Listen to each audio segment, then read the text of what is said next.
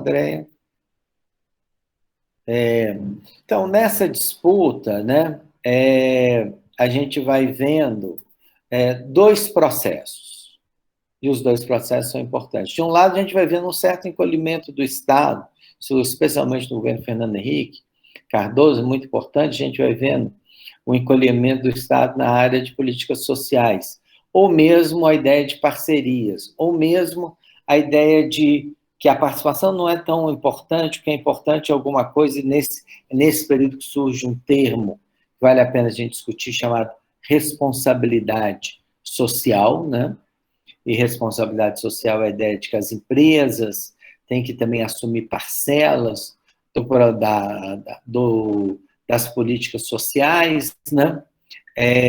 Então, tudo isso está nesse projeto de encolhimento do Estado. O Estado encolhe de um lado e atores da sociedade civil, ou mesmo empresas,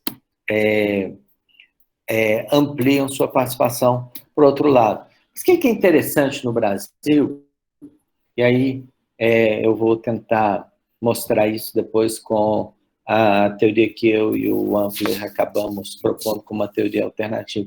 O interessante no Brasil é que uma parte muito grande da sociedade civil, uma parte muito grande dos movimentos sociais, nunca aceitaram esse encolhimento do Estado e nunca aceitaram simplesmente serem gestores das políticas sociais.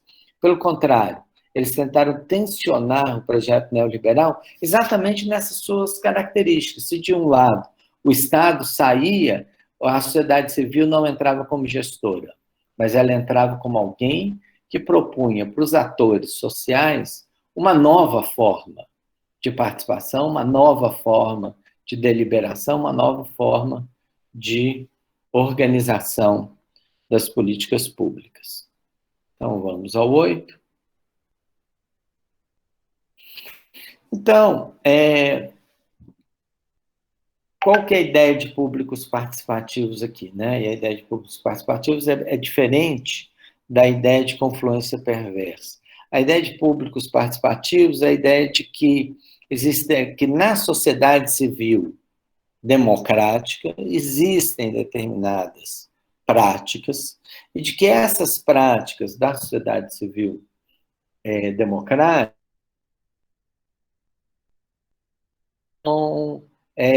vamos dizer, migrar progressivamente, ou esses processos deliberativos da sociedade civil democrática, eles vão migrar progressivamente do campo da sociedade civil para o próprio campo da organização das políticas públicas, né? Ou seja, a ideia é de que, diferentemente daquilo que o liberalismo pensa que sociedade civil e Estado estão fortemente demarcados.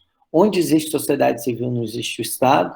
Onde o Estado está presente, a sociedade civil não está presente. Por isso que, vamos dizer, o projeto neoliberal, de alguma maneira, uma das coisas que ele, a princípio, propunha é de que o Estado ele deixa certas áreas para a sociedade civil entrar nelas. Quando a gente tentou lançar, então, esse conceito de públicos participativos, né, e é o primeiro momento da transição da democracia, a ideia é de que a sociedade civil pode, na verdade,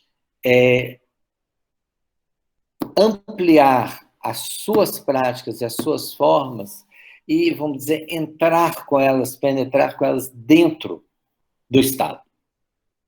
Então, a ideia de que a gente pode misturar demandas sociais e democráticas, que o Estado não tem uma organização fixa, que a democracia representativa ou a representação não é uma organização fixa e hegemônica do Estado, mas que tudo isso está em disputa e que dentro da sociedade civil, aquele campo que a gente pode chamar, então, de democrático participativo, esse campo democrático participativo, ele disputa a articulação, ele disputa a hegemonia com o próprio Estado, né? Então, na verdade, não se trata unicamente de o Estado abrir mão de lugares nos quais ele participa para que a sociedade civil seja uma gestora, mas trata-se da sociedade civil discutir com o Estado qual que é a característica fundamental da gestão ou da deliberação nesses processos, né? Então, a gente lançou esse conceito, eu e o Ampler, podemos seguir, Andréia. E a ideia, então, é que a exclusão, a cidadania não é simplesmente uma reivindicação de direitos, tal como, vamos dizer, a tradição liberal propõe, né? A cidadania também é uma forma de superação da exclusão social através da participação. Então, mesmo os indivíduos, claro que os indivíduos reivindicam direitos, né? E, por exemplo, né, como a gente viu, né, as pessoas que pediram mais auxílio ontem, né, nosso presidente falou que elas podiam ir ao banco, né? Ou seja, ele não entende a ideia de que o Estado ele tem obrigações em relação à cidadania, que é mais ou menos isso que eu estou tentando apontar aqui com vocês hoje, ou seja, mas os cidadãos não só reivindicam direitos, os cidadãos, eles também buscam superar sua exclusão política e entrar um pouco dentro dessa arena, né? E aqui eu chamo atenção para a obra de dois autores que foram muito importantes, tanto para mim quanto para o Ampler, para a gente lançar essa ideia de públicos participativos, são o Habermas e o Robert Dahl, e a ideia aqui é o seguinte, a gente pode falar num campo público amplo, né? Habermas fala em esfera pública, ele fala, ó, a própria tradição liberal, ela implica numa esfera pública, né? O que é uma esfera pública? É um lugar no qual participam indivíduos privados, cidadãos, e esses indivíduos privados, cidadãos, discutem aquilo que o governo faz, controlam o governo, querem saber, querem que o governo se explique, né, sobre aquilo que ele fez. Nesse ponto, eu diria que uma CPI como a CPI da Covid é parte da própria esfera pública, é isso que a gente está vendo nela, né, essa dimensão, vamos dizer, mais pública do parlamento, né? Nem sempre o parlamento tem só uma dimensão pública, mas no caso dessa CPI, certamente a gente está vendo a dimensão pública do parlamento, onde as pessoas tomaram um conjunto de decisões obscuras, para dizer o mínimo, né, nesse último ano. O que elas estão sendo obrigadas a fazer? Elas estão sendo obrigadas a se explicar em público, né, porque ao mesmo tempo que elas se explicam no parlamento, que é uma entidade pública, mas não necessariamente entidade pública por excelência, né, na hora que o parlamento coloca na televisão aquilo que ele está fazendo numa CPI, aí você tem, de fato, uma conexão muito forte entre parlamento e esfera pública, né, e um processo de prestação de contas.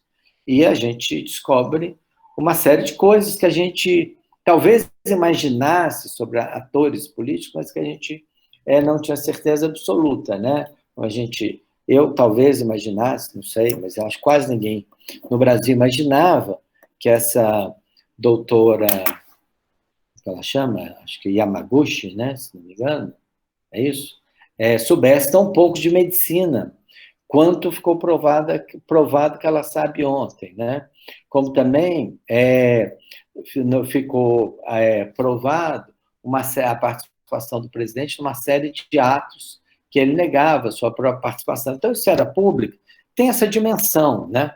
Essa dimensão de que ela é o lugar onde onde autoridades prestam conta das suas ações à opinião pública, né? A primeira dimensão de uma esfera pública que existiu foi ainda no século XVII, quando o parlamento inglês fez uma galeria. Falou, olha, o que a gente discute aqui não é secreto. Os cidadãos podem vir e participar disso, né? Então, essa é a primeira dimensão, né? Então, a ideia de que a renovação da política ocorre... Não, pode deixar, André. A ideia que não deixa no que está.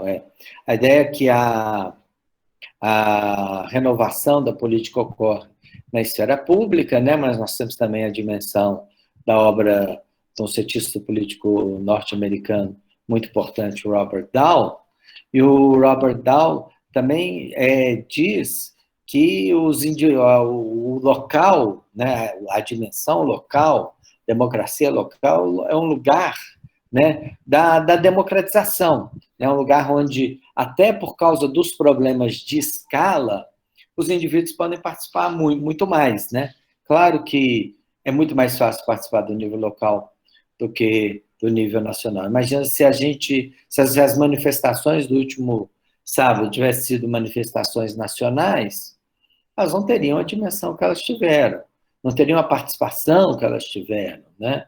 Não só por causa da pandemia, mas porque é sempre mais fácil também participar do nível local. Então, a ideia de públicos participativos é isso. Indivíduos participam mais do nível local, indivíduos participam da esfera pública local, e na esfera pública local, esses indivíduos, eles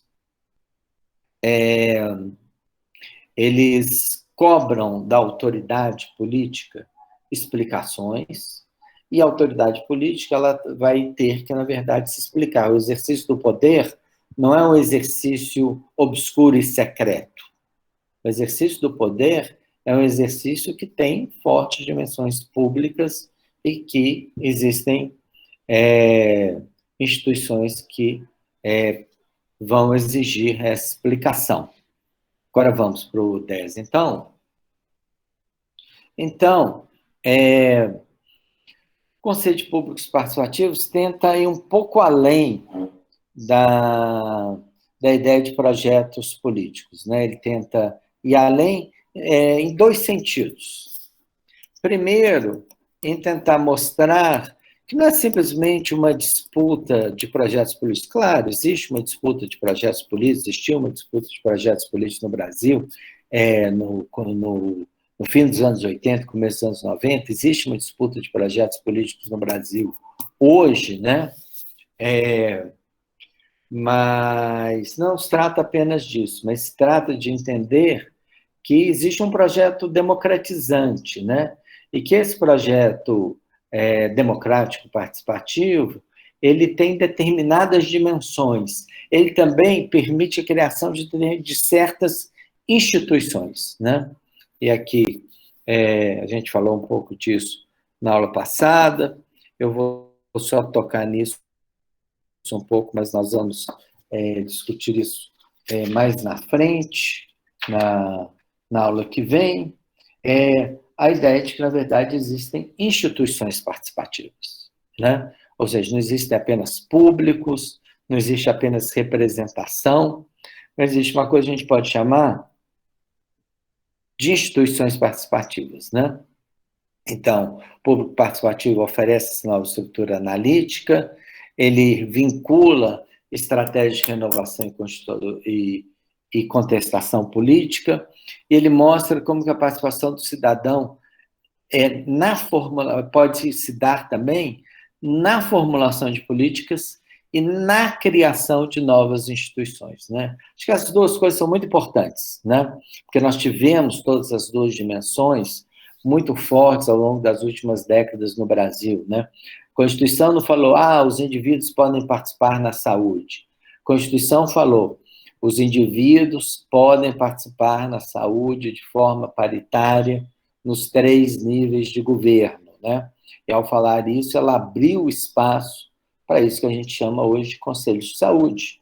Era uma coisa que existia embrionariamente na cidade de São Paulo, nos anos 80, né? A Constituição também não falou os indivíduos podem participar da assistência social, ela falou a mesma coisa, né? Os indivíduos podem participar, vão haver instâncias, vão haver reuniões nacionais, é isso que explica conferências nacionais, é isso que explica conselhos, é isso também que explica orçamentos participativos, né? Então, meu ponto aqui é de que é mais que uma disputa de projetos políticos, o que ocorreu no Brasil nos anos 90 e o que está ocorrendo no Brasil hoje, né? Na verdade, uma disputa para pensar sobre como pensar a política, e como pensar a política a partir de não apenas um conjunto de instituições, vamos dizer, mais tradicionais, não quer dizer que elas não sejam importantes, né? As instituições da representação, elas são importantes, a gente sabe disso, né? Os indivíduos se pautam nelas, as eleições são importantes, mas a democracia não se esgota na representação e nas instituições da representação, né? E o conceito de públicos participativos tenta, na verdade, trazer esse critério de construção institucional ou inovação institucional para, então, o centro dessa discussão.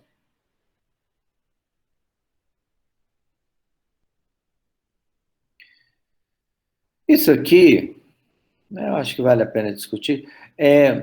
Existem duas coisas que eu acho que são importantes para a gente discutir instituições participativas, né? O públicos participativos. Eu não falei muito ainda sobre orçamento participativo, mas eu acho que esse é o momento, pelo menos, de introduzir minimamente. Eu vou, na verdade, expandir a minha análise sobre orçamento participativo na aula que vem, que não será, já vou anunciando que não será no dia 9, mas será na outra quarta-feira, no dia 16, né? Mas aqui, o que eu chamo a atenção? Que se a gente pensar duas cidades, que eu já trabalhei muito com elas, mas certamente, se a Neyara quiser aqui depois falar, ela pode também dar o exemplo de Fortaleza, em relação a isso, ou a gente pode pensar outras cidades também, onde o orçamento participativo foi importante, como, por exemplo, Recife, ou mesmo Belém, né? E aí, o que é importante que eu uso para exemplificar como que esses públicos participativos operam, como que a gente pode entendê-los, né? Eu tento mostrar que as cidades que foram as que primeiro implantaram o orçamento participativo foram cidades nas quais existiam movimentos urbanos fortes nos anos 70, nos anos 80. Mais do que isso, que esses movimentos urbanos fortes, eles já se organizavam em assembleias locais, né? E que essas assembleias locais desses movimentos são elas que dão origem à chamada. Todo mundo que já participou do orçamento participativo, deve ter algumas pessoas aqui que já participaram, né? Sabem que o orçamento participativo ele tem assembleias locais, ele tem assembleias regionais e ele tem um conselho, né? Vamos dizer, são as três principais instituições do orçamento participativo. E eu acho que elas exemplificam a ideia de públicos participativos. Por quê? Porque, assim, ninguém inventou uma Assembleia Regional do OP da cabeça dele. Não? Às vezes, quando eu comecei a trabalhar, eu ia, às vezes, a Porto Alegre, né? Tinha um pouco essa discussão lá no início dos anos 90. O Olívio Dutra, com mais algumas pessoas, inventaram as Assembleias Regionais do Orçamento Participativo. Né? Não é bem assim. Né? Na verdade, assembleias locais, regionais, da população urbana, o que elas são? Uma prática da sociedade civil. Né? E essa prática da sociedade civil acaba virando uma instituição. Né? Por quê? Que fiz muito trabalho de campo na década passada, em Porto Alegre, mas em outros lugares também, e sempre tinha essa questão, mas como que foi inventado o orçamento participativo? Por que foi inventado? Né? E aí é bem interessante, porque, na verdade, existia uma instituição em Porto Alegre que chamava CRC,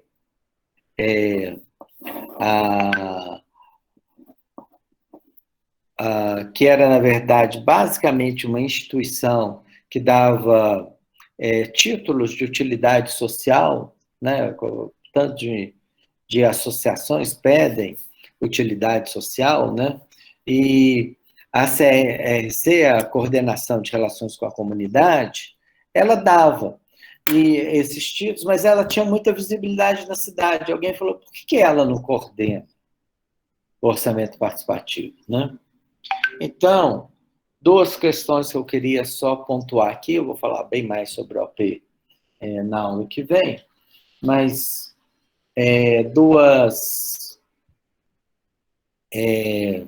dois pontos que eu queria falar aqui é isso. As instituições participativas não são invenções, são práticas da sociedade civil que se institucionalizam em algum momento. Diria a mesma coisa sobre conselhos, né? Com a cidade de São Paulo, especialmente na sua zona leste, em algumas regiões de São Paulo, tinham alguns conselhos. Os conselhos eram democráticos? Não. Eles permitiam o controle social? Não, mas eles existiam ali e foram progressivamente sendo democratizados, né? Então, públicos participativos tenta mostrar isso, né? Que existe uma relação entre sociedade civil e instituições. E que e também, né, que eu tenho aqui alguns dados sobre participação, que não são tão importantes nessa discussão que eu estou fazendo agora, mas é importante o seguinte: as pessoas participam dessas formas, orçamento participativo, conselhos, conferências nacionais, porque eles conhecem elas do seu nível local, né? Isso, vamos dizer, seria a dimensão gaussiana, né? Não é assim, alguém inventa uma instituição e no outro dia todo mundo vai lá. Não, isso não se dá dessa maneira, né? Na verdade, as pessoas participam porque elas já conhecem e o que você tem é uma reorganização dessa institucionalidade no campo da participação pelo poder local. Vamos aqui a 12, André. Temos também, essa é uma discussão que eu acho que é interessante, tanto para a gente entender o que é um repertório de ação, de interação, mas também para a gente entender como que as formas de participação operam na política. E aqui nesse texto, que eu estou tirando aqui uma parte do texto da professora Rebecca Abers e da Luciana Tatagiba, que vão discutir o Charles Steele, que era uma pessoa que dizia que todos os repertórios de ação porque as pessoas aprendem a agir, né? Então, ou seja, se eu sou um camponês francês do pré-revolução francesa, eu não faço um abaixo-assinado, né? Por que eu não faço um abaixo-assinado? Porque eu não sei, o camponês francês do pré-revolução francesa é analfabeto, né? Ele não tem como fazer um abaixo-assinado, ele não tem como mandar uma petição ao rei, talvez algumas pessoas têm. O que o camponês francês do século XVIII faz quando ele está muito revoltado do poder político? Ele bloqueia uma estrada, ele não deixa a distribuição de alimentos para as grandes cidades ocorrerem.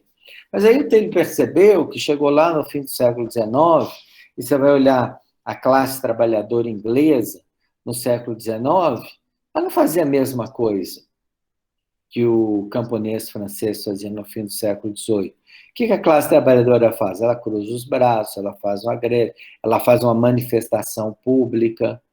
E chega no século XX, e nós temos todas essas nossas formas de abaixo-assinado, manifesto, petições. Tem hora até que é demais. Todo mundo tem gente, tem um dia que eu abro assim, meu Facebook, tem uns 10 abaixo-assinados para eu assinar lá, e eu falo, bom, será que não é preciso novas formas? Alguém não precisa inventar um novo repertório de ação, né? Então, ele vai dizer isso, né? Que os atores sociais, eles agem nos diferentes momentos a partir de determinados repertórios, né? O que é repertório? É um conjunto limitado de rotinas que são aprendidas, compartilhadas, executadas através de um processo relativamente deliberado de escolha, né? Tem horas que a gente tem que escolher as nossas formas de ação. Mais uma vez, né? Podemos dar como exemplo o Brasil da semana passada. Algumas pessoas diziam, está na hora de ir para a rua. Outras pessoas diziam, não está na hora de ir para a rua, né? Na verdade, os repertórios de ação são escolhas. dos atores sociais para eles poderem atuar, né? O que é mais eficiente, né?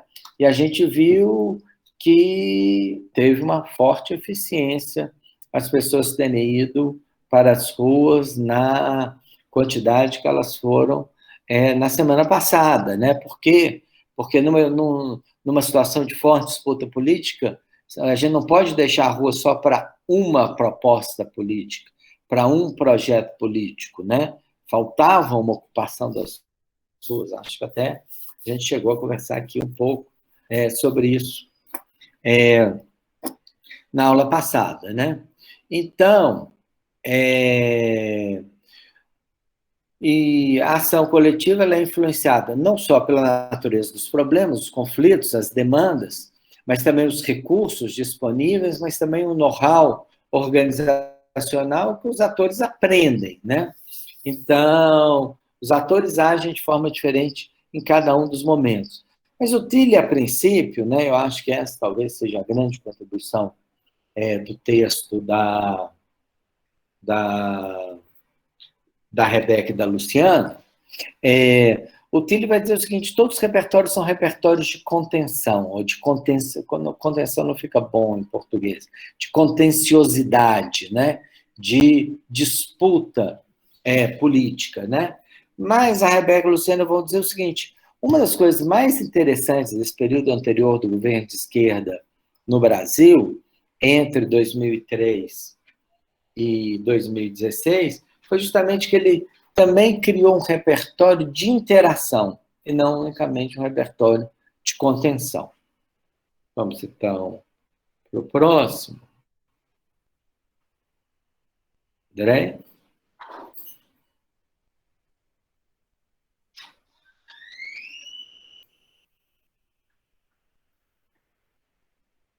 E, então, isso. Então, o Tilly vai dizer, né, esses repertórios, né, são criações culturais, eles nascem de lutas contínuas, porque, na verdade, os atores sociais são obrigados a estar continuamente atuando, mas claro que eles atuam com repertórios os mais distintos possíveis, né? Nós não podemos querer que os indígenas brasileiros tenham o mesmo repertório de ação que os metalúrgicos do ABC. A gente não deve querer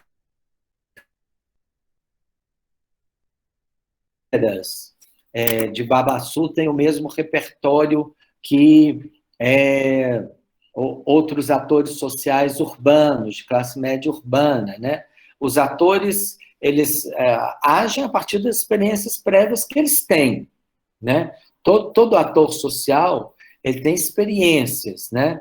Ele sabe o que é moralmente legítimo, né?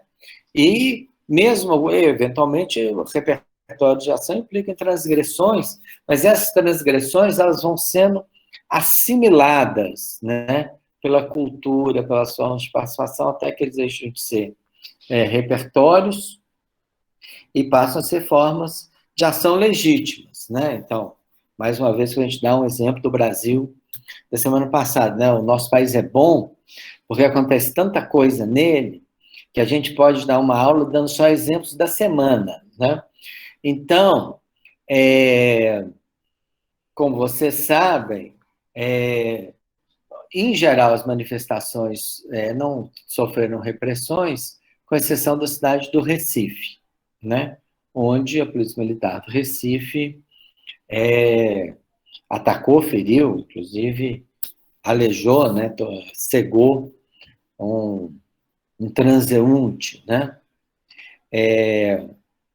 E o que é interessante sobre aí hoje, né? Felizmente, né? O governador de Pernambuco, Paulo Câmara, trocou, ele já havia se pronunciado contra a repressão no último sábado, e hoje ele trocou o comando da Polícia Militar de Pernambuco, né? E aí é interessante que o que é uma transgressão, né? Isso nos dá muito espaço para discutir o que é uma transgressão, né? Quem foi o transgressor nas manifestações de Recife e frequentemente o transgressor no Brasil? Os polícias militares, né? E não os atores sociais, né? Então, o Tilly percebe que existe uma disputa na política entre o legal e o legal, que envolve a sociedade civil, os atores sociais, o Estado, e que ela vai mudando, né? Há 30 anos atrás, quando eu fazia manifestações aqui em Belo Horizonte, eu participava de manifestações aqui em Belo Horizonte, e a Polícia Militar de Minas sempre foi muito agressiva, nenhum comandante era demitido. Mas com o tempo, né, isso passa a fazer parte, ou a ideia da ação ou do protesto legítimo faz parte da cultura democrática criada no Brasil depois da redemocratização. Vamos para o próximo, André? Então, a Rebecca Abers, a Marisa von Bullock também trabalha essa questão, todas elas vão dizer o seguinte, o governo de esquerda implicou numa mudança no Brasil, né? Que a ideia só de repertório de contenção não é capaz de explicar, né? E qual foi essa mudança? Um período grande, né, de mais de uma década, de atuação contínua de movimentos no interior do Estado e de forte interação entre os movimentos e agentes públicos, sobretudo em alguns cenários nos quais ambos compartilhavam projetos políticos. Essa é a novidade, né, que o Brasil criou entre 2003 e 2016, né? Ou seja, os atores sociais não só disputam, né? Eu sei que né, tem a Neara aqui, que foi coordenadora do Orçamento Participativo de Fortaleza, eu sei que tem algumas pessoas aqui que atuaram conjuntamente, todos vocês vão perceber isso, né? Assim, existe uma conjuntura de disputa, existe uma conjuntura de colaboração. Essa conjuntura de colaboração implica em diversas trocas, e essas trocas são importantes para uma cultura política democrática, né? Entender o que é uma reunião, entender o que é um conselho, entender o que são câmaras técnicas, entender como reivindicar ampliação de políticas sociais no Estado, tudo isso que hoje a gente sabe que os atores sociais brasileiros sabem, né? São coisas que eles, na verdade, aprenderam. De colaboração entre sociedade e Estado, né? Mas, evidentemente, que o problema é até onde a sociedade civil pode ir, até onde o Estado pode ir, e como a sociedade civil pode reagir quando o Estado muda a sua concepção, né? Esse que eu acho que é o nosso problema hoje, né? E que eu vou estar tentando discutir com vocês nas próximas aulas, né? Ou seja, nós agora já temos um Estado que não é colaborativo, que lembra uma passagem do Tilly, que eu não tenho certeza, mas eu acho que eu mostrei ela aqui na aula passada, onde o Tilly dizia o seguinte: existem momentos em que o Estado ele está num processo de ampliação da inclusão tão forte, que quase todo movimento novo consegue alguma coisa, né?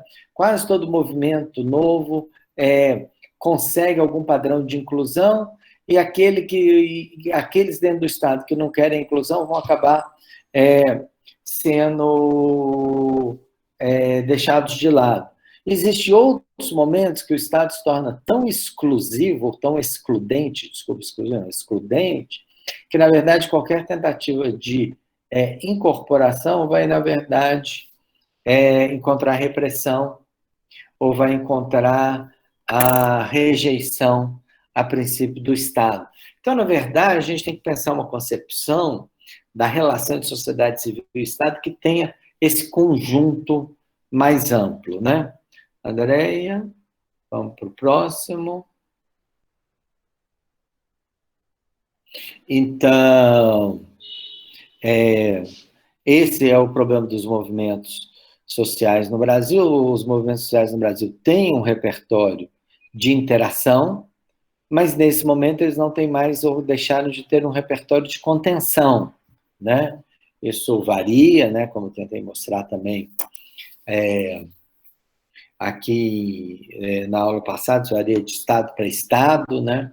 Depende das políticas do estado em cada lugar, mas evidentemente que assim os movimentos sociais brasileiros, ao final do seu período de incorporação no estado, faltava a eles um repertório de contenção, eles apenas de contenciosidade, eles apenas tinham um repertório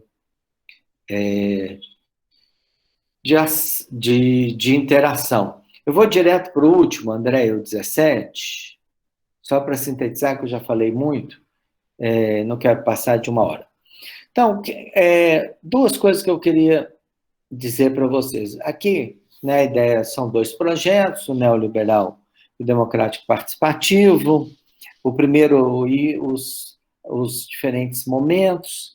A ideia de que o primeiro momento nós temos basicamente retração do Estado ou expansão das formas de participação, as duas coisas, como a gente discutiu aqui, elas coincidem, mas elas coincidem até no máximo 2002, depois de 2003 a 2010 a gente tem um segundo momento, e esse segundo momento é ampliação das políticas sociais e expansão do repertório, né? Ampliação das políticas sociais, né? Evidentemente que o governo de esquerda, ele não era um governo neoliberal, talvez tivesse alguns traços de política neoliberal no campo da economia no seu primeiro momento, né? Mas certamente, desde o seu primeiro momento, ele tem essa intenção de ampliação das políticas sociais e reorganização do Estado para expansão dessas políticas. É possível ver isso na Conferência Nacional da Assistência Social de 2004, onde se definiu pela criação do SUAS, na expansão da política de assistência social no território, na criação do Ministério das Cidades e depois do Conselho Nacional das Cidades. São um conjunto de ações que foram tomadas já em 2003, 2004, que a gente vê a reorganização do Estado para a participação, né? Até outro dia, estava num debate com a Débora Duprá, que foi uma procuradora da República, trabalhou muito essa questão dos direitos humanos e da participação na década passada, e a Débora Duprá,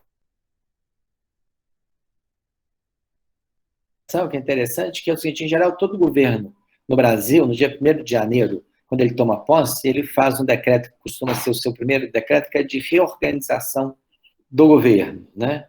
Quando a gente olha o decreto que o ex-presidente Lula fez no dia 1º de janeiro de 2003, o que tem nele, né? Muitas coisas, mas para os nossos objetivos aqui, ele tem uma coisa que é fundamental. Ele mudou o papel da Secretaria-Geral da Presidência para organizar processos de participação e a interlocução com a sociedade civil, né? É interessante, eu nunca tinha visto, mas Débora Duprá chamou a atenção disso, para isso outro dia, que o governo Bolsonaro, ele também tem um decreto de reorganização do governo do dia 1º de janeiro de 2019, e o decreto dele é de restrição da participação das relações entre o governo numa série de áreas, né? Então, mais uma vez, a gente tem a questão aí dos projetos políticos. Só deixando claro, acabei não tendo muito tempo para falar sobre isso, mas se alguém perguntar, eu posso responder, que essa reorganização do governo Bolsonaro e do próprio Congresso Nacional, que é quem faz o decreto a revogação do decreto 8243, da Política Nacional de Participação Social, eles já expressam uma fase diferente do neoliberalismo.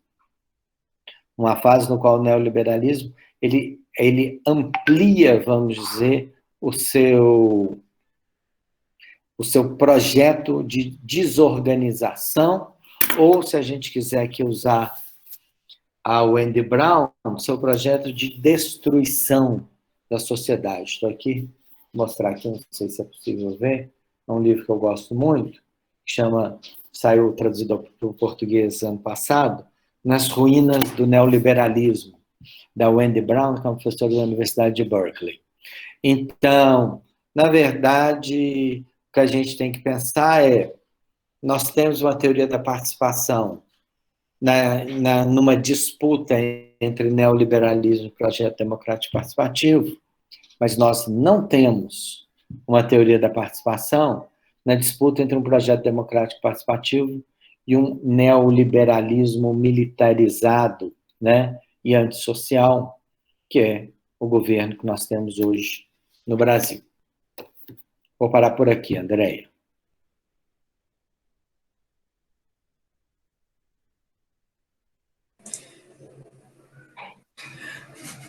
Pronto. O professor agora vai ficar aberto a perguntas. Quem quiser se inscrever, levanta a mão, a gente faz um conjunto de perguntas como da outra vez, né, Leonardo? Melhor, né? Sim, um conjunto de 2, 3, né? Isso. A minha internet está um pouco ruim hoje, então vai estar um pouquinho lenta, mas o Jairo já levantou aqui a mão, e aí eu não sei quem mais já está inscrito. Alguém mais vai se inscrever logo?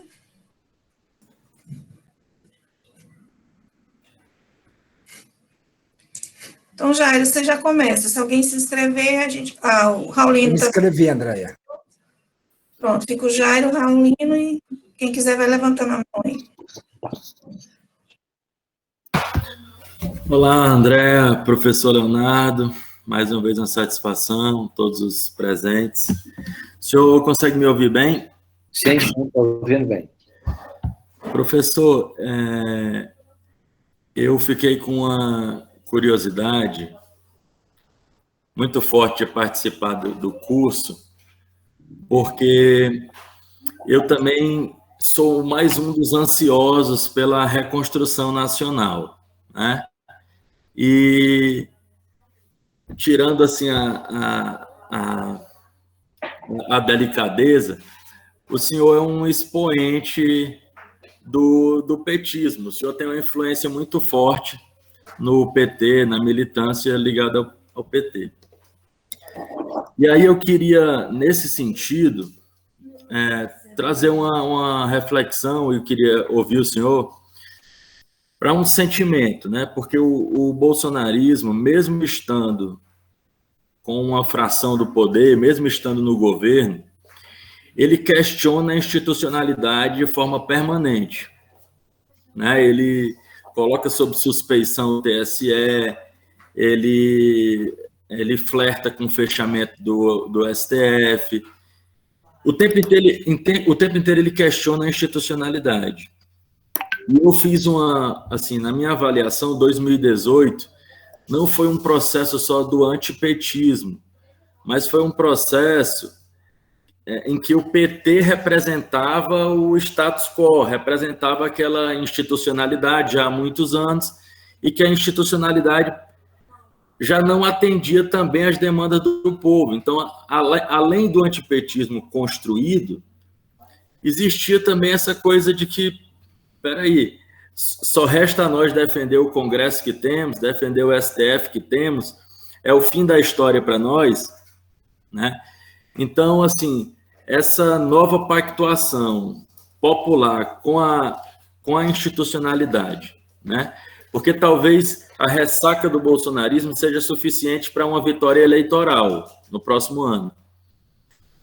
Mas, para trazer a efervescência da participação popular, não seria necessário pautar reformas significativas na institucionalidade que temos, sabe? Essa é uma questão, porque eu penso que talvez assim, a nossa forma de confundir movimento com Estado, né, ou a cooptação natural do Estado, dos quadros dos movimentos, arrefeceu também muito o nosso poder de luta, de resistência, quando a história assim nos cobrou. Então, talvez a ressaca do bolsonarismo seja suficiente para uma vitória eleitoral, mas e o segundo passo, né? Então, eu queria uma reflexão sua nesse sentido. Obrigado pela oportunidade. Nós já temos, depois do Raulino, o Salmito, o Patrício e o Gutenberg. A gente pode fazer 3 e depois fazer as outras 2? Como é que você prefere? Não? Sim. Então, pronto. Raulino. Pessoal, boa noite. Boa noite, André. Boa noite, Leonardo Vritz. Muito bacana pensar assim, essa literatura e esse debate que o professor Vritz traz para a gente. E aí, pensando nisso, mobilizando esses conceitos, é que eu pensei num texto, né, que o cientista político Gabriel Almond tem, falando sobre mesas separadas, falando da ciência política americana e dizendo que existe uma divisão de correntes e que essas correntes pouco dialogam entre elas.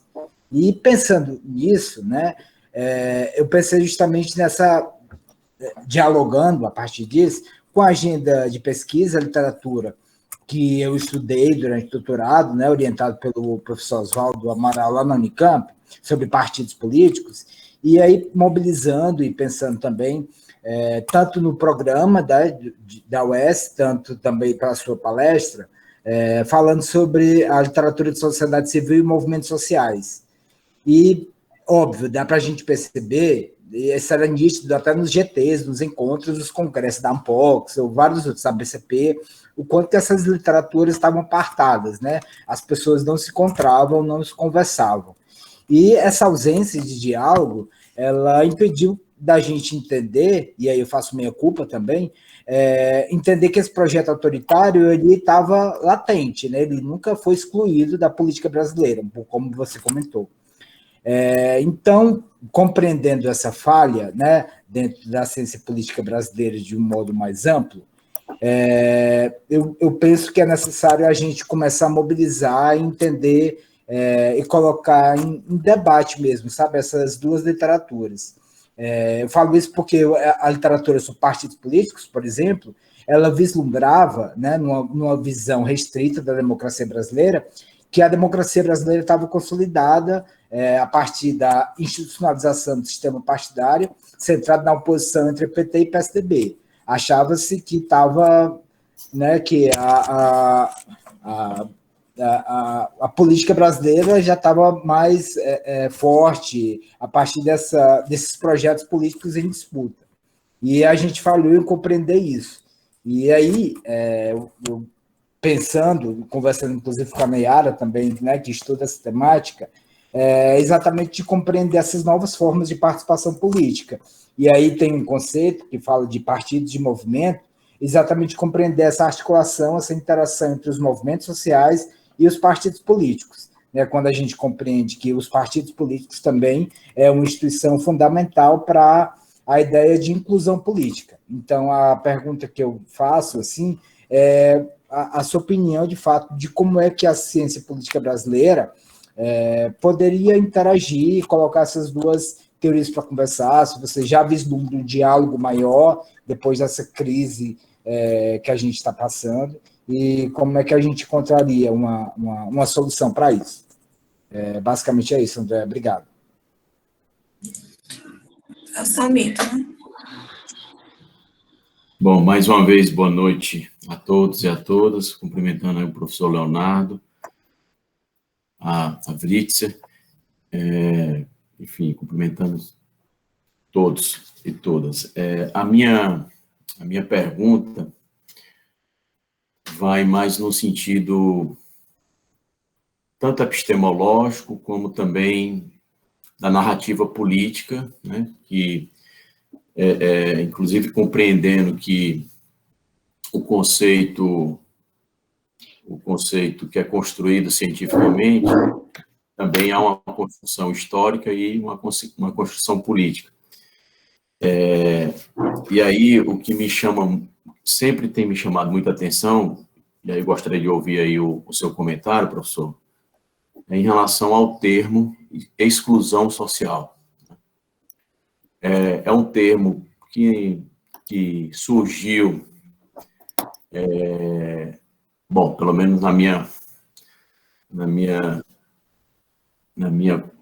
percepção aí, muito mais do senso comum, surgiu a partir de uma perspectiva neoliberal, substituindo a perspectiva transformadora, inclusive, se nós pegarmos aí algumas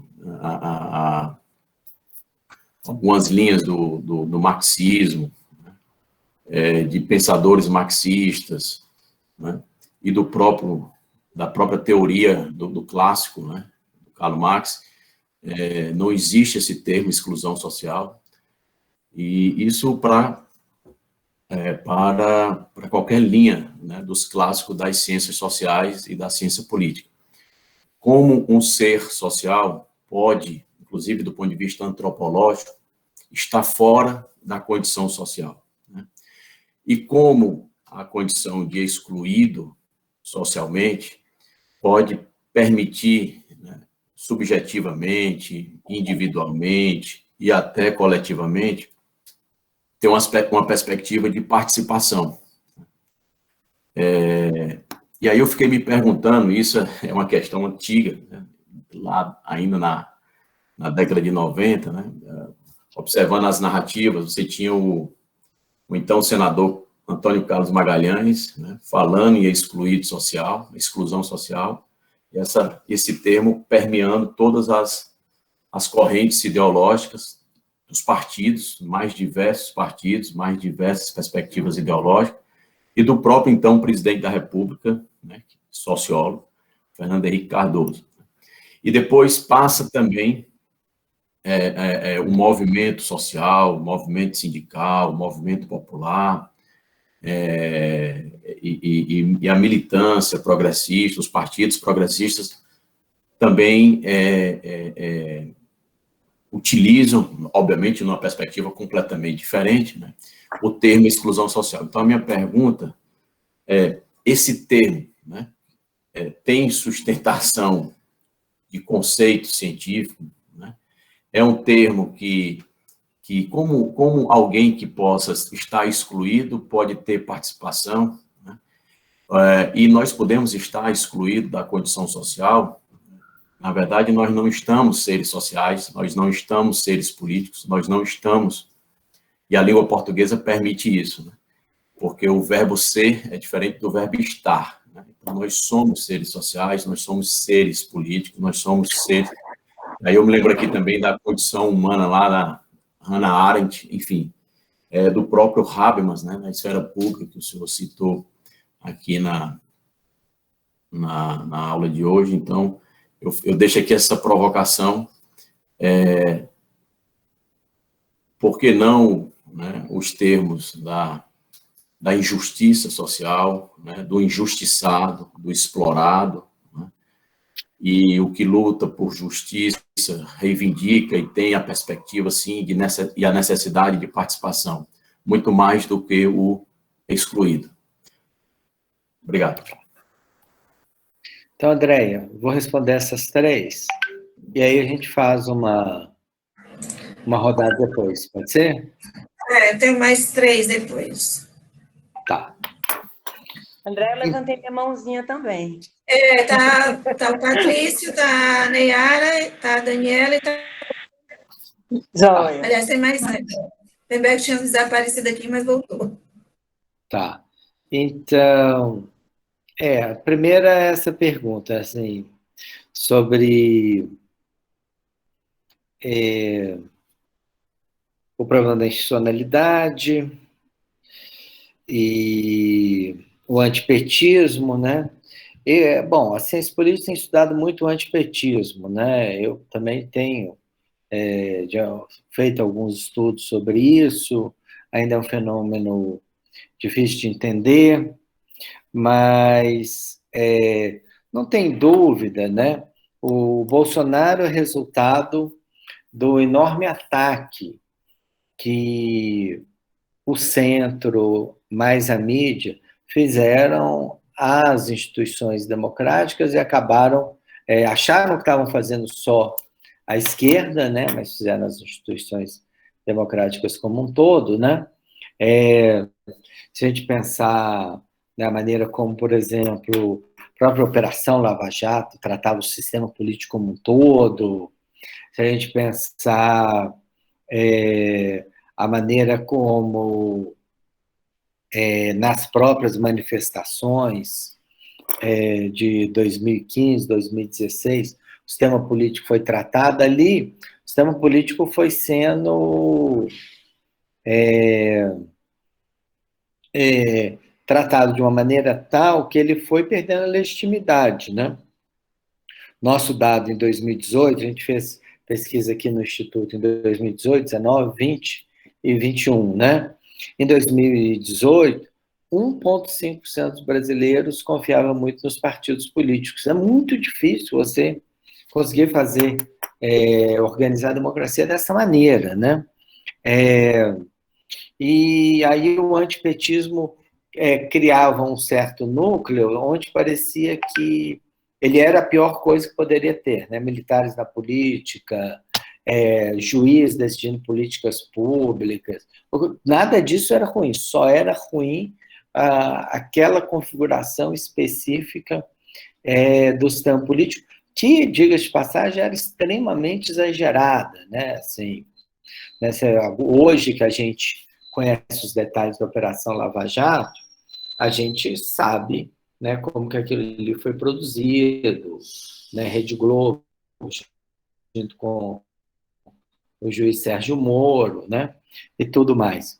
Agora, o bolsonarismo, né, agora são duas derivadas da sua pergunta, né? A primeira é a opção de participação, né?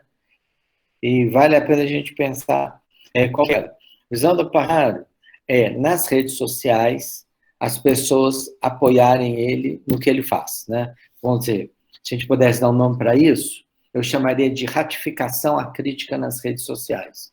Não interessa, né? O presidente fala o que ele quiser, né? Como a gente está vendo, né? Hoje ele falou que a repórter da CNN de São Paulo é uma quadrúpede, né? Se eu olhar nas redes sociais, vai ter gente apoiando isso, né? Então, essa é a visão, né, de participação, né, do bolsonarismo, né? Evidentemente que a gente precisa tentar pensar um pouco mais como, ampliar a participação, como ter mais mecanismos de discussão, né? A nossa ideia de mecanismo de discussão ainda é muito pequena, né? A gente precisa ter uma visão mais ampla de formas de discussão, de formas de consulta, de referendo. Então, eu, a princípio, concordo com você, assim, não existe a possibilidade, pelo menos com eles, a gente simplesmente voltar aonde a gente estava e tentar continuar. Isso aqui foi um pesadelo, sonhei, mas enquanto eu sonhei foi péssimo, mas agora eu acordei, deixa eu fazer uma outra coisa. Vou continuar de onde eu estava. Não, não existe essa possibilidade. Tem que haver uma reinvenção institucional, uma maneira de renovar a relação com os movimentos sociais, que tem que ser fundamental. Eu gosto muito do Gabriel Alma, do Paulino. Ele está na origem de muita coisa importante que a ciência política fez, né? Um dos grandes clássicos da ciência política americana, tanto a cultura cívica. E também essa ideia que ele tinha de que a cultura varia, né? Assim, ainda que eu ache que cultura cívica não pode ser uma coisa muito estrutural, né, como ele, a princípio, pensava, né? Então, os Estados Unidos têm uma cultura democrática, a Alemanha tem uma cultura autoritária. Bom, hoje já não é mais assim, né? Provavelmente a cultura política alemã hoje é mais democrática do que a norte-americana, né? Em muitos sentidos, né? Mas eu acho que a gente tem que aceitar que existe cultura cívica, que a opinião dos indivíduos sobre política, sobre democracia é muito importante, e aceitar também que partidos são importantes, né? Ainda que nós temos um problema no Brasil, né? Assim, esse sistema político nosso fragmentado, com as pessoas mudando o tempo todo de partido, e o presidente tendo 40%, 45%, 48% dos votos no primeiro turno, e fazendo nem 100 cadeiras no Congresso Nacional, né? Esse é um sistema ruim demais, né? Em algum momento a gente vai ter que ter cláusula de barreira e algum tipo de limitação para isso, né? Mas eu estou plenamente de acordo com você de que essas diferentes... Não existe ciência política feita só a partir de uma literatura, né? Não existe, né? Assim, ninguém... E assim, eu te digo, eu até vou mais além, se quiser. Os problemas que o Brasil enfrenta hoje não são analisáveis unicamente com os instrumentos que a ciência política tem. Você precisa de sociologia, você precisa de antropologia, o problema da religião, acho que já foi levantado aqui, né? Não encontra uma explicação unicamente no campo da ciência política, né? Assim, tem que entender melhor esse movimento, tem que entender melhor a Igreja Universal, a maneira como ela atua, por que ela tem esse tanto de seguidores, a maneira como os neopentecostais, eles pregam abertamente a violência, a exclusão, sabe? Assim, a gente tem que entender esses problemas. A gente entende eles? Não. Né? Pelo menos acho que não na profundidade que a gente precisaria entender, né? Então, concordo com você, o projeto autoritário existe. Acho que hoje ele tem uma pegada mais religiosa que ele tinha no fim do regime militar, né? Pegada muito mais religiosa, mas não só. Também entender melhor esses militares brasileiros, o Haiti, o que aconteceu ali, né? Do Haiti, os militares voltaram com uma ideia de repressão, guerra urbana, né? São todas questões que eu acho que a gente sabe pouco sobre elas e que, para entender o projeto autoritário, a gente vai ter que saber mais. Só um mito. Boa pergunta. Eu estava lendo esses dias, tem um livro, até saiu agora traduzido para português, eu realmente indico para quem quiser ler, que é esse livro do professor de Direito da Universidade de Harvard, chama A Tirania do Mérito. Né? Não sei se vocês ouviram falar. E é um pouco sobre... É um livro sobre a sociedade americana, mas é um livro sobre como a sociedade americana acredita numa ideia de sucesso que ela mesmo criou e que está em crise. Essa ideia de ascensão pela via da educação, né? E como que, na verdade, isso é suficiente para legitimar as pessoas dentro de uma perspectiva claramente, completamente individualista da sociedade americana, né? Bom, a sociedade americana é uma sociedade muito mais individualista que a nossa, né? Então, o problema da inclusão e da exclusão, a princípio, eu estaria colocado ali, nesse campo, né? Ou seja, os Estados Unidos, como sociedade, aí eu acho que ele é diferente da Europa, nunca teve a ideia de ser uma sociedade da inclusão de todos, né? Então, aqueles que já foram aos Estados Unidos, você olha uma sociedade rica daquele tanto, mas você tem o homeless, você tem gente sem casa, e tudo isso faz parte da concepção. Mas por que ele é homeless? Porque ele não conseguiu ter sucesso, ele perdeu a casa dele, não é? Então, eu concordo com você que o problema da exclusão se coloca dentro de uma lógica individualista. Mas também tem a questão que a participação também se coloca, provavelmente, dentro de uma lógica mais individualista, ainda que existe a participação também coletiva. Por quê? Porque a gente sabe que se eu fosse manifestar aqui em Belo Horizonte no sábado, não teria repercussão nenhuma. Mas essas manifestações tiveram repercussão. Por quê? Porque as pessoas organizaram a ação coletiva. A ação coletiva é importante na democracia, né? Então, eu te diria isso, né? Nós estamos num momento em que não é muito claro. Por isso que é bom ler esse livro do Sandel. O Sandel vai dizer o seguinte, olha, a sociedade americana tem que ter menos discurso de mérito e mais discurso da justiça, né? Não só americana, nossa também. Nossa, a gente fala muito em justiça, mas a gente é uma sociedade profundamente injusta, né? Então, a questão é como pensar essas categorias, né? Eu acho que nós estamos no fim de um período, ele tem uma parte interessante sobre neoliberalismo também, como a Wendy Brown também tem. Nós estamos no fim de um período de muita desigualdade econômica, né? E de um discurso político que aceitava, naturalizava essa desigualdade. Talvez a gente esteja no final. Eu, pelo menos, me dá a impressão de que o governo Biden parece estar adotando outra linha de ação, né?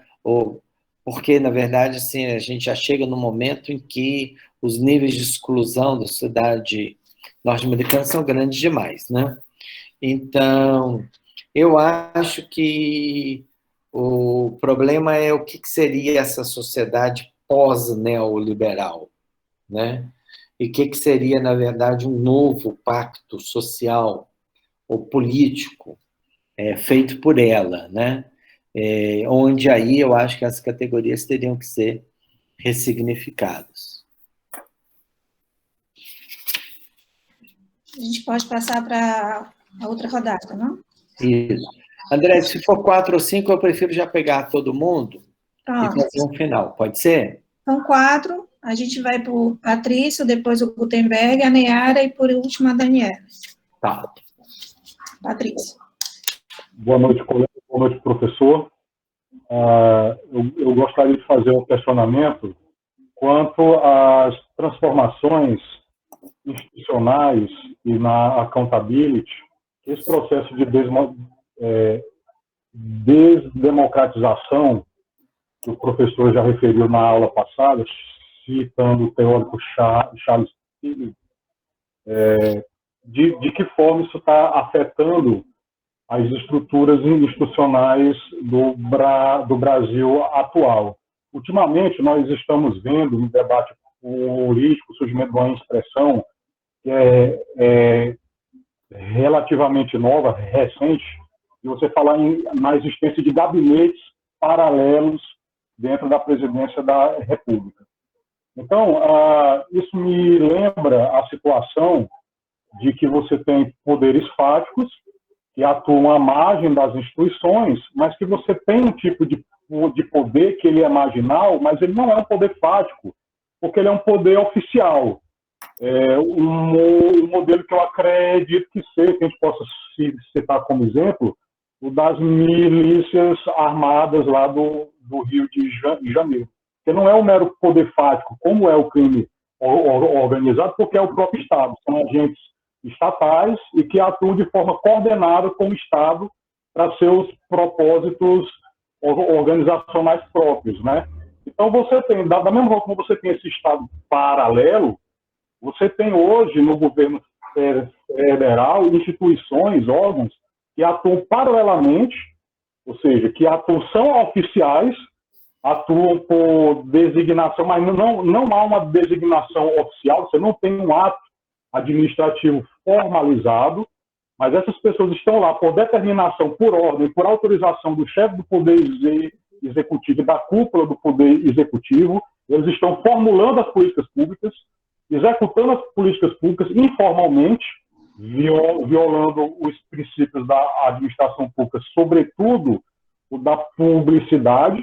Ou seja, você tem um poder paralelo, mas ele não é um mero poder fático. É como se fosse um poder oficial que emula o poder, digamos assim, normal, oficial, só que ele não tem o mesmo padrão de transparência. É um poder opaco, é um poder que não se formaliza, mas que é como se fosse um duplo, né? Um doppelganger, né?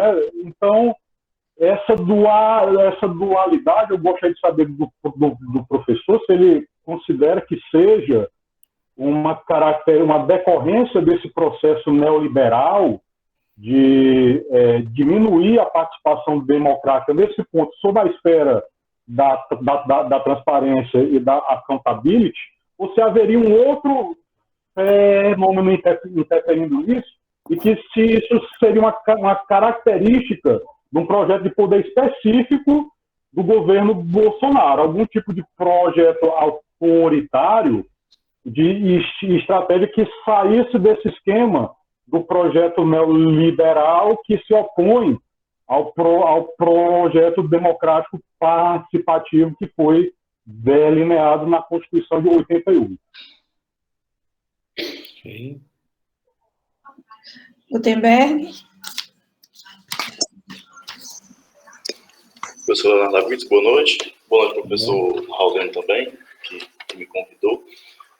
Professor, eu sou jurista e mestrando em ciência política.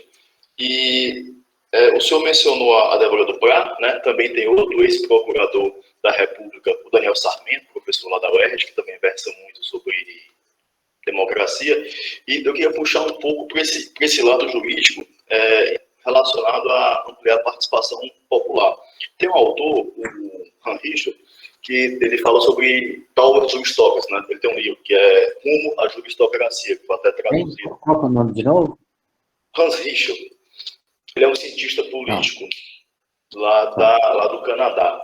E ele estudou a Suprema Corte norte-americana, canadense, de Israel, e ele cunhou esse termo, juristocracia, né, que é basicamente as Supremas Cortes do mundo, decidindo questões de macropolítica, né, bem como também decidindo questões constitucionais que são bem dúbias, né, e que pode tanto ir para um lado como para o outro, que numa sociedade polarizada fica ainda mais complicado.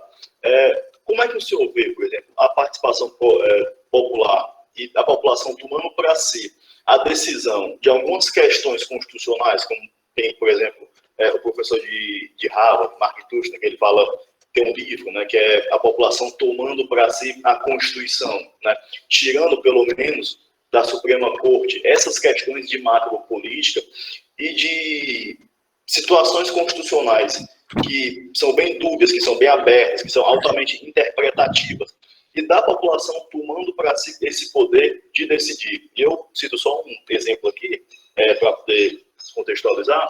Há 2 semanas atrás, se eu não me engano, teve a prova da Polícia Federal. E, em última análise, quem decidiu se teria ou não a prova foi o Supremo Tribunal Federal. Então, foram 11 ministros que, ao fim e ao cabo, decidiram se ia ter essa prova da Polícia Federal, que foi uma prova a nível nacional, aconteceu em todas as capitais. Por que essa decisão não poderia ser do povo? Já que nós já temos mecanismos, tanto democráticos, como também relacionados à internet, para poder tomar essa decisão, tirar da mão de 11 ministros e o povo realmente poder decidir essas questões de macropolítica, por exemplo. Ok. Niara?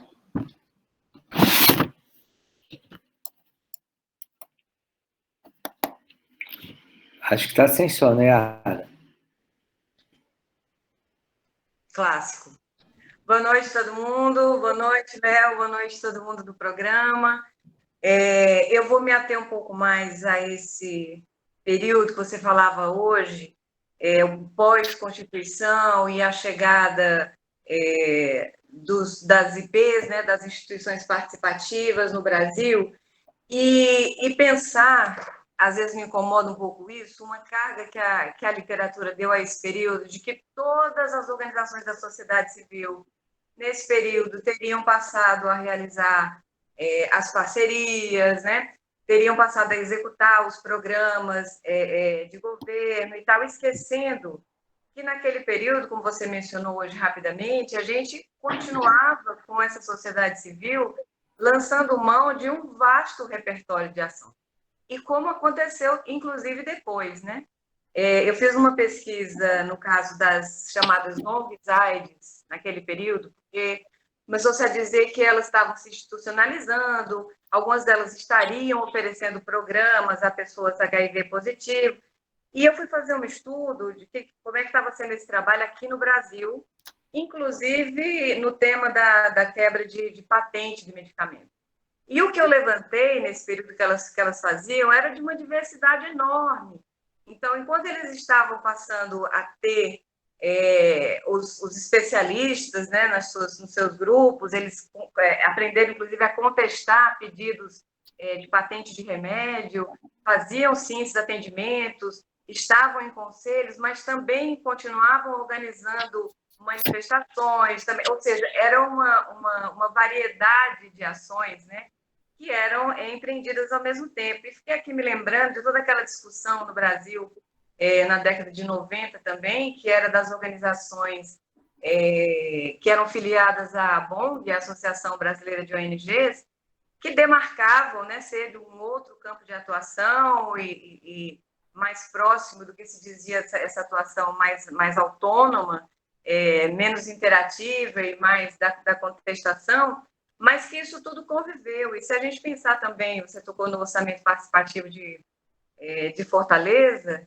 e eu conversava sobre isso com a minha turma outro dia, e a gente imaginar que, bom, num determinado momento, todo o movimento apostou todas as suas fichas nesses instrumentos e as outras ações ficaram paradas. E isso não é verdade, né? Elas conviveram. Se houve, é claro, uma aposta nessas instituições, uma aposta que não começou ali, mas que era uma aposta que vinha dos movimentos da década de 70, né, e que, como você falou, trouxeram essas práticas e essas experimentações das assembleias, dos conselhos, que traziam das suas associações comunitárias. Tudo isso se coloca. Pensando aqui, quando você falava do orçamento participativo de Fortaleza, a gente pega ali, tinha uma reunião do conselho à noite, então eu tinha o pessoal dos conselhos populares ou dos sindicatos professores, à noite estava no conselho negociando as propostas que iam para o orçamento, mas no outro dia também podiam estar na porta da prefeitura, fazendo manifestações. Quer dizer, eu acho importante que, às vezes, a literatura parece fragmentar a ação, e isso eu acho que dificulta a nossa compreensão desse momento no Brasil de intensificação das instituições participativas, aí, principalmente no período Lula e depois até 2014. Então, era para a gente pensar um pouco mais, né, sobre o que você traz hoje para a gente, né, do repertório de ação, e como ele vai se colocando em paralelo. Não é que num dado momento você lança a mão de ou a gente vai para a justiça, ou a gente faz a passeata, ou a gente está no conselho, enfim. Falar dessas ações que acontecem ao mesmo tempo. Pronto, aí passamos agora para a Daniela e encerramos. Oi, professor, boa noite. Professor Agrícia, dizer novamente o prazer de estar fazendo aqui esse curso com o senhor, mandar um abraço para os colegas do programa e para os professores. A pergunta que eu vou fazer para o senhor, eu estou lendo agora o texto que você escreveu com o Boaventura, que é para ampliar o cânone democrático. Aí eu vou aproveitar aqui e fazer a pergunta, né? O senhor coloca a questão das virtualidades redistributivas da democracia, e aí coloca a concepção hegemônica da democracia, que é o procedimentalismo, a burocracia e a representatividade.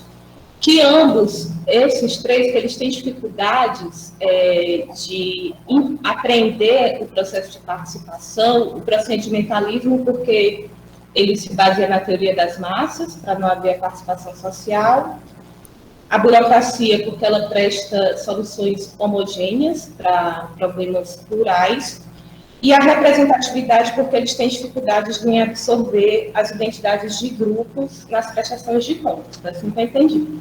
Então, a minha pergunta é, se no meu processo de pesquisa eu conseguiria preencher essas lacunas estudando a participação institucionalizada de grupos de interesse? Essa é a minha pergunta. Se eu fizesse, o estudo da participação dessa maneira, se eu conseguiria esse preenchimento aí e observar melhor a participação nesses contextos.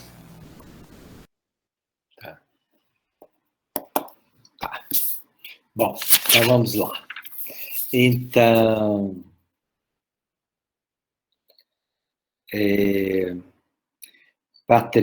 Patrício, né?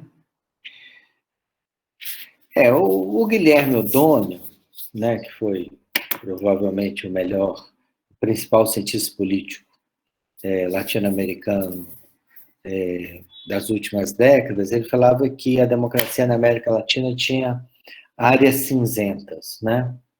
Ou seja, de que a gente tem uma democracia que funciona, você tem eleições, você tem representação, você tem STF, você tem uma série de coisas, e olha que o O'Donnell escreveu isso quando as democracias latino-americanas estavam funcionando muito melhor do que isso, do que hoje, mas ele dizia o seguinte, não, nós temos umas zonas cinzentas. Ele estava pensando em paramilitares na época na Colômbia, militares na Argentina, uma série de grupos, né? Que você usou até, eu acho que eles têm a impressão que o Guilherme O'Donnell usa esse tempo também, poderes fáticos, né? Ou seja, pessoas que têm poder não porque ele foi construído institucionalmente, mas você tem poder porque se você atira em alguém, se ele não te obedece, você tem poder, né? Então, qual que é o nosso problema no Brasil? Assim, que a gente tem uma mistura entre você não pode... Quando o O'Donnell falou em áreas cinzentas, ele não estava pensando uma coisa como o estado do Rio de Janeiro. Não pode ser, né? A área cinzenta tem que ser uma coisa subordinada, secundária na democracia, né? Então, o problema das milícias é um problema sério, assim, não é um exagero dizer que a família Bolsonaro tem relações muito próximas com a milícia, né? Basta olhar a lista de pessoas que o gabinete do filho pagou, né? Quando ele era da Assembleia Legislativa do Rio de Janeiro, né? Então, esse é um problema que a democracia brasileira vai ter que resolver, né? Não dá para você conviver com poderes fáticos ou áreas cinzentas tão grandes. Em algum processo de reconstrução democrática, a gente tem que tentar estabelecer as regras do Estado de Direito nesses lugares.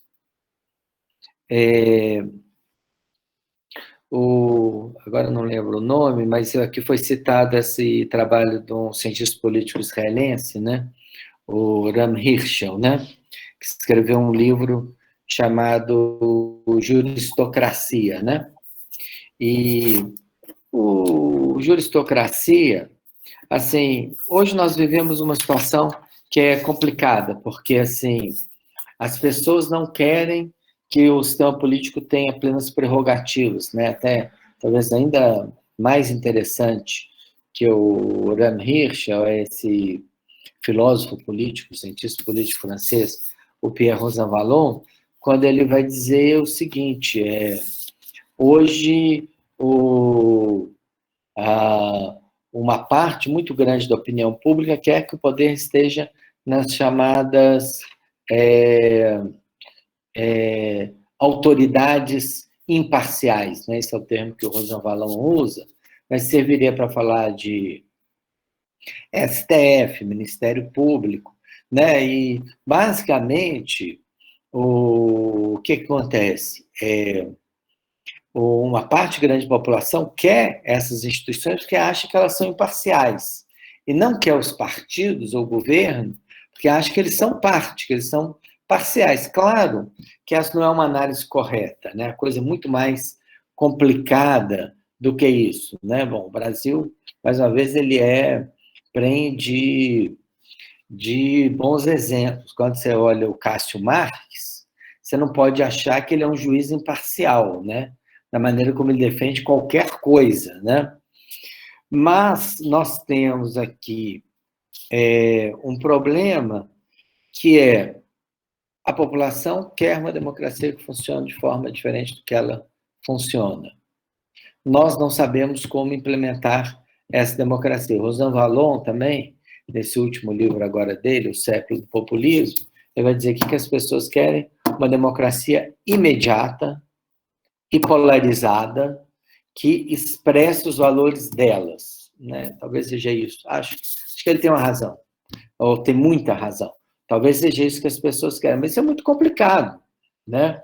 Então, assim, o que a gente vive? A gente vive uma velocidade política insustentável. Então, vamos pensar, o Alberto Fernandes tinha 80% de popularidade, presidente da Argentina, tinha 80% de popularidade na maneira como ele tratou a Covid em julho e agosto do ano passado, e hoje ele é um governante altamente impopular. Tudo isso aconteceu em alguns meses, não é? E por quê? Por algumas questões que entraram na agenda de uma certa forma, né? Então, as pessoas querem uma democracia mais rápida. Mas uma democracia mais rápida é uma democracia que erra mais. Ela é uma democracia que não constrói bem as suas opiniões, né? Então, eu prefiro o seguinte, eu acho que a gente tem que ainda tentar usar os mecanismos que a gente tem e complementá-los, né? Eu não gosto quando o STF decide sobre tudo, acho que o STF faz enormes abusos de prerrogativas no Brasil, mas é difícil saber se quais são as alternativas e como implementá-las. Neara, muitas questões aqui, né? Vamos ver. Não, eu acho que nós, vamos dizer, pensar na esquerda e as instituições participativas, implementaram determinadas agendas. Pensa bem, por exemplo, mesmo a OP. A agenda do OP foi uma agenda de obras, né? E, frequentemente, essa agenda de obras não era nem ao menos uma agenda de políticas sociais também, né?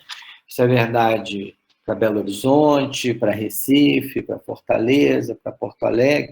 Porto Alegre ainda foi pior, porque o OP era tão popular que, num certo momento, ele pegou as prerrogativas do Conselho de Assistência Social e do Conselho de Saúde.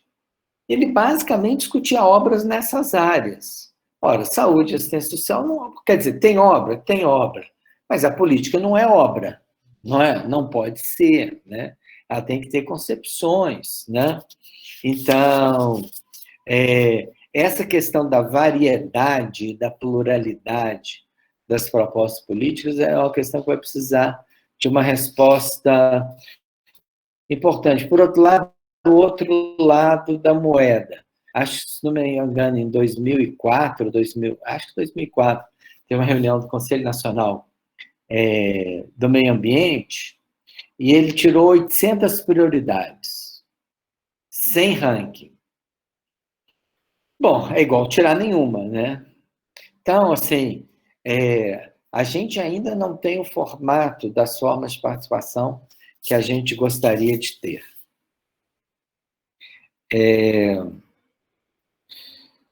Tinha mais uma coisa aqui que eu queria te falar, mas esqueci, vamos ver se eu lembro. Notei aqui rápido, só uns pedaços, não estou conseguindo lembrar o que é que eu ia falar sobre isso.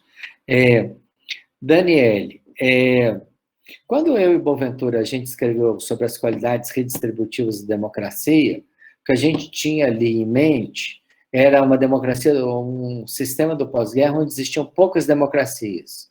Ou seja, era um sistema no qual existiam poucas democracias, mas quando as democracias existiam, elas tinham forte consequência na vida dos indivíduos, né? Então, a própria América Latina estava disputando, mas ela tinha nem meia dúzia de democracias, né? Quando ela tentou implantar políticas redistributivas fortes, ela não conseguiu em praticamente nenhum lugar, com exceção, talvez, da Costa Rica e do Uruguai. Mesmo assim, o Uruguai acabou tendo também um golpe militar, né? Então, hoje, o que a gente tem? Uma extensão democrática muito grande, mas com menos consequências, e que isso está no centro da insatisfação do cidadão contemporâneo com a democracia. Ele fala, pô, mas tem democracia, mas eu não tenho poder, ela não chega até mim, as políticas não chegam até aqui, né? Então, aquilo que parecia ser uma sociedade de massas, na qual os indivíduos não tinham influência, porque ela era manipulável, hoje a democracia também, frequentemente é assim. O que o indivíduo quer? Ele quer mais influência. E aí chega um Trump, um Bolsonaro e fala, eu vou fazer sua agenda. E, infelizmente, uma parte grande, os dois foram eleitos, né? Pelo menos por um mandato, né? Estou supondo que o Bolsonaro só vai ter um, hein, gente? Então, eu acho que, mais uma vez, o problema é a gente estendeu a democracia horizontalmente demais, temos muitas democracias, mas verticalmente de menos. Temos cada vez menos democracias em muitos lugares. A burocracia, a maneira como ela se coloca num conjunto de campos, né, não é bem vista pelo indivíduo contemporâneo, né? Então, agora, grupos de interesse. Grupos de interesse é uma questão muito específica, né? Eu não acho que o orçamento participativo é uma instituição de grupos de interesse. Ela é mais de indivíduos. Alguns desses indivíduos têm interesse, mas eu não chamaria de grupo de interesse, vamos dizer, um grupo de moradores de uma região, em Fortaleza, em Belo Horizonte, que quer saneamento ou água no seu bairro, né? Então, assim, grupo de interesse é uma coisa mais de interesses específicos, a ideia de que o seu interesse não é o meu, né? O interesse de ter saneamento em Fortaleza é um interesse geral, né? Tem que ser de todos, não é? Ou é de todos, né? Mas o grupo de interesse tem interesses específicos, né? Então, eu te sugeriria pensar um pouco melhor como grupos de interesse encaixam nessa questão da participação e da democracia. Tá? Terminamos, né, professor? Acho que sim, André. Acho que foi uma boa jornada, né? Sim. Eu queria só que o senhor reforçasse a questão da nova data, né? Que não seria para a próxima quarta, mas seria para a seguinte. Exato. Certo. Dia 16, então, de junho, é isso? Uma quarta-feira. Eu vou passar um e-mail para todo mundo que está inscrito para reforçar isso, tá certo? E também dizer que eu encaminhei aquele seu material da semana passada. Eu não sei se todo mundo conseguiu receber. Se alguém não tiver recebido, entre em contato comigo diretamente, porque aí eu mando e vou encaminhar dessa semana também. Certo? Tá ótimo. Gente, então, mais uma vez, foi um prazer conversar com vocês. Semana passada, que vem, não teremos, mas a gente vai estender o curso uma semana a mais, então não vai ter nenhuma perda aí. E, então, até o dia 16 para vocês. Obrigado. Então, boa noite, bom feriado, mãe. Tchau, tchau. Bom feriado para todo mundo.